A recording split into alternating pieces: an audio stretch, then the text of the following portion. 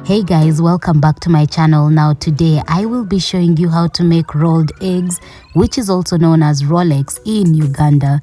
Now this is a very common delicious Ugandan street food that I know most people like. And for those who have had Rolex before, please write down the name of your plug down in the comment section below. And so before I move on to the recipe, please remember to subscribe to my channel if you haven't, and if you have already done so, I just want to say thank you very much for the support, and also expect new videos every Tuesday. Now let's get to our video of the day.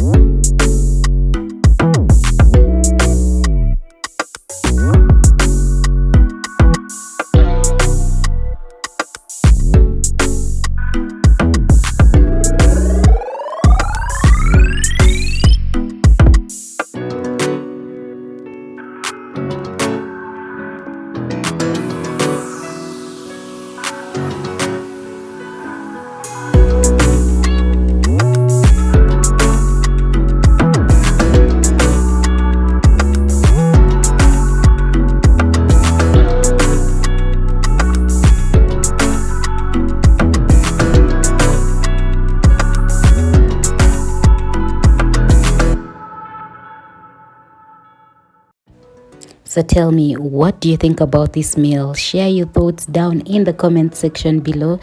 Now that's all I had for you guys today. Thank you very much. Until next Tuesday, bye.